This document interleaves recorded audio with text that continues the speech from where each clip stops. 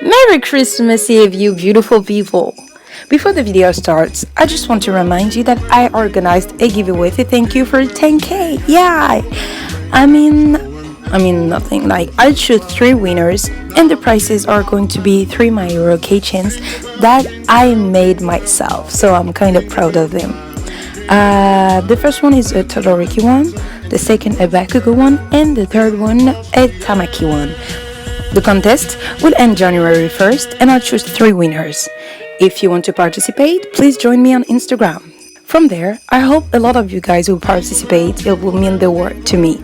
I love you guys. Have a nice video with our baby Shinsou. And once again, Merry Christmas Eve. Bye.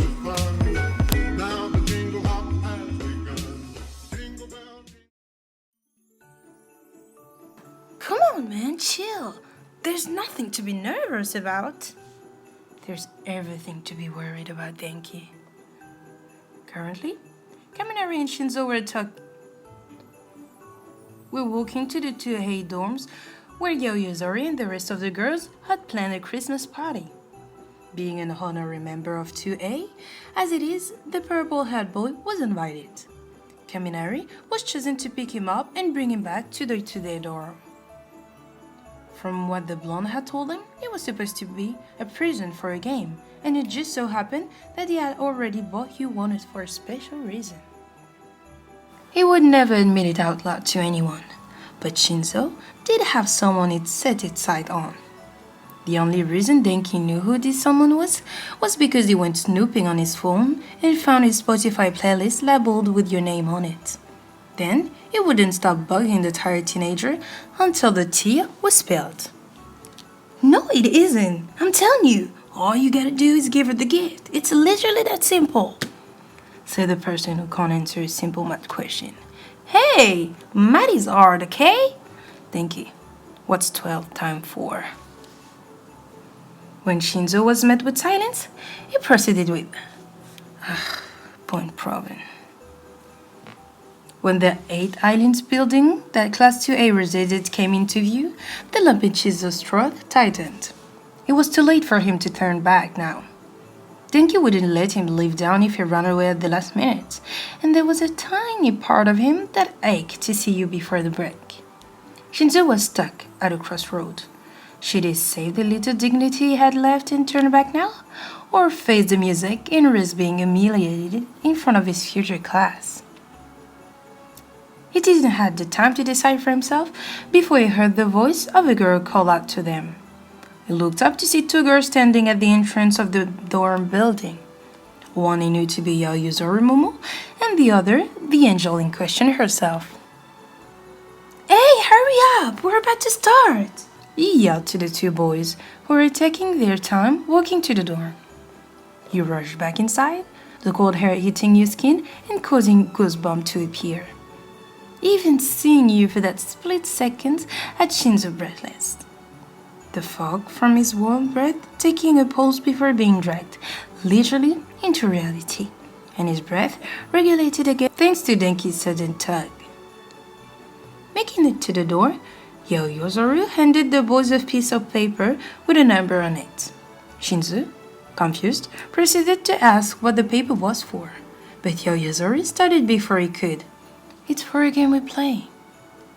That's your present, right? Shinsou nodded, trying his best to keep his blush down. Great! Come on in. And you can put it on the table where the other presents are. Denki had already rushed past Yayozori to connect with the Baku squad, leaving Shinsou to follow her order. Placing the wrapped gift onto the table filled with other presents, Shinsou heard Midoriya call him over to join Uraraka, Ida, Asui and him. Given that Denki seemed to be heavily involved in the conversation Sero, Mina and him were having, the purple-haired boy made his way to over yet another one of the very few friends he had.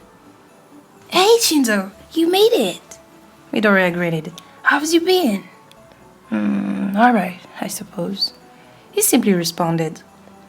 Light conversation was kept until Yayozori grasped everyone's attention. Okay, everyone. I first want to thank everyone for showing up, even the more reluctant of us. Of course, at that comment, which was referring to the likes of Bakugo, some classmates snickered. However, they stopped immediately when they saw the blonde ready to attack. And with that being said, I'd like to introduce you to our first game, White Elephant. The student clapped for the hostess. Shinsou, following along, that.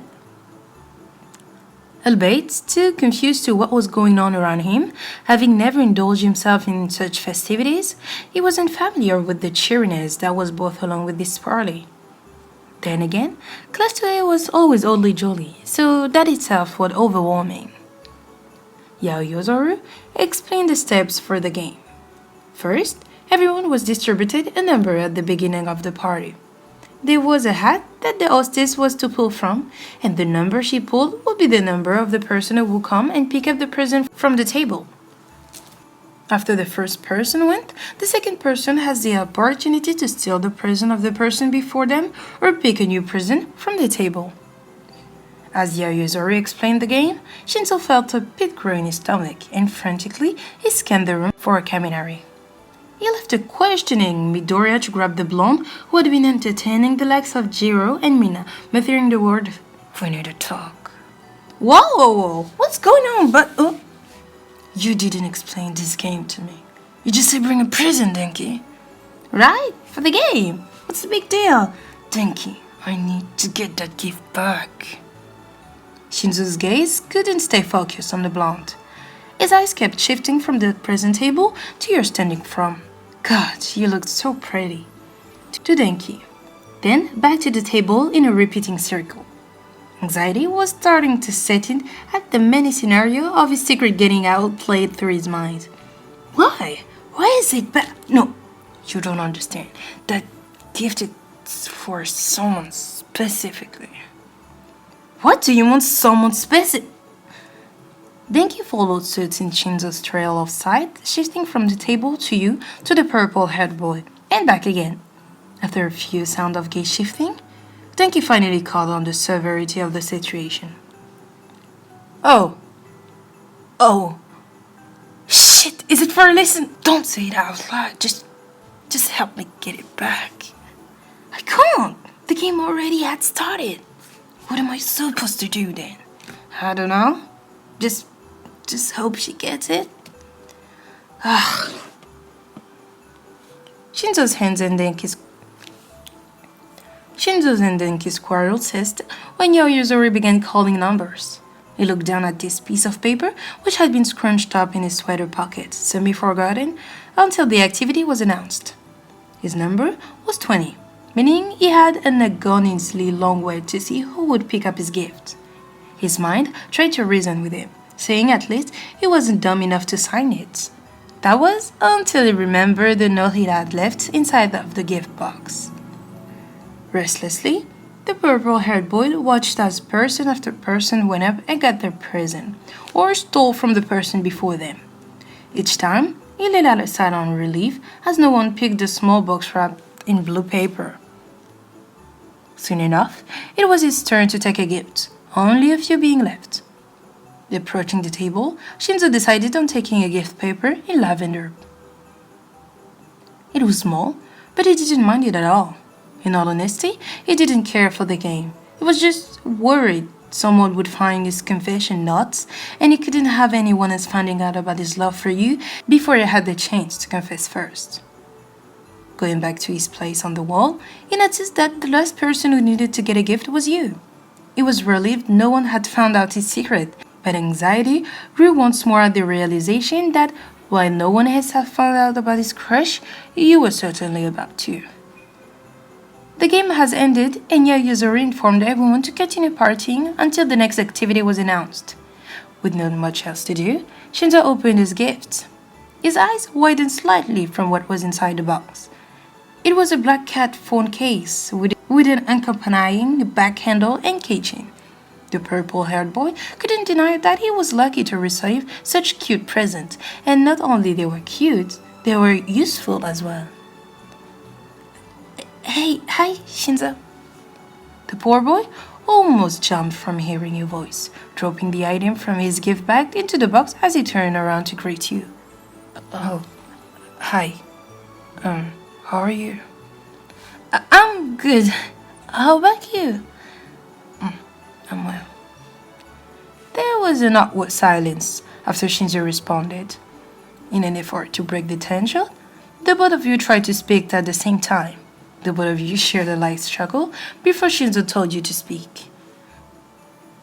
I got you present and I wanted to say thank you.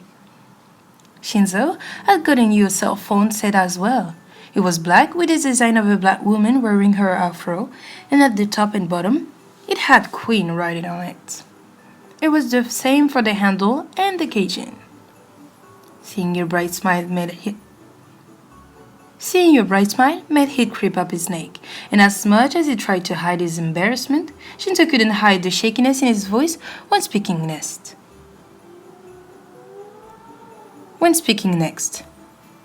I wasn't made aware that the present was for the game, but I'm glad you got it and not anyone else. I'm glad as well. I thought the little quarrel would come our way. I'm assuming it was because of this.